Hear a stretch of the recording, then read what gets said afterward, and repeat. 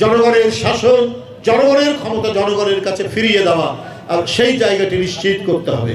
অন্তর্বর্তীকালীন সরকার যে প্রতিশ্রুতি দিয়েছেন, তারা একটি নির্দিষ্ট সময়ের মধ্যে যত তাড়াতাড়ি সম্ভব একটি অবাধ, সুষ্ঠু, নিরপেক্ষ নির্বাচন, ইনক্লুসিভ নির্বাচনের ব্যবস্থা করবেন, যাতে আজকে 17 বছর এদেশের মানুষ, এদেশের ভোটাররা ভোট দিতে পারেনি, সেই অবাধ নিরপেক্ষ নির্বাচনের মাধ্যমে প্রত্যেকটা ভোটার যাতে ভোট কেন্দ্রে যেতে পারে, সেই পরিবেশ মানুষ চায়, সেই পরিবেশ নিশ্চিত করবে অন্তর্বর্তীকালীন সরকার।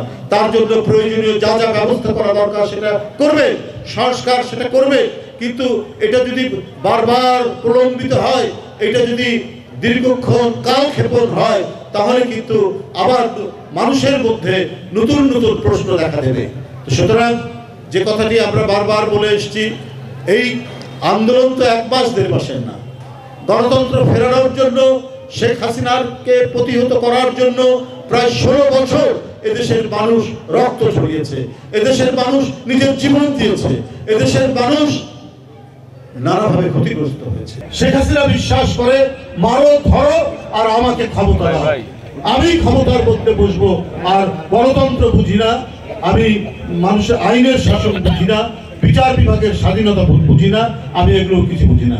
একমাত্র স্বাধীনতা আমার, আমি বাংলাদেশে যা ইচ্ছা তাই করব, যখন যা ইচ্ছা আমি তাই ভাববো। আমি উন্নয়নের কথা বলবো, মেট্রো রেলের কথা বলবো, পদ্মা সেতুর কথা বলবো, কিন্তু এই কথাগুলো, এই উন্নয়নের কয়েকটা দৃষ্টান্ত দেখিয়ে, এটা তো শেখ হাসিনার লাভ, এটা তো ওবায়দুল কাদেরের লাভ হয়েছে, এটা আওয়ামী লীগের নেতাদের লাভ হয়েছে। আপনার কারি কারি টাকা পকেট ভর্তি করে তারা দেশে পাচার করেছে। ফরিদপুরের এক ছাত্রলীগের নেতা, তার নামে অভিযোগ 2000 কোটি টাকা সে পাচার করেছে। একজন ছাত্র নেতা, একটা ছাত্রলীগের নেতা, সে 2000 কোটি টাকা পাচার করতে কি পারে, পাচার করে কিভাবে? এটাই তো আজকে সবচেয়ে বড় প্রশ্ন।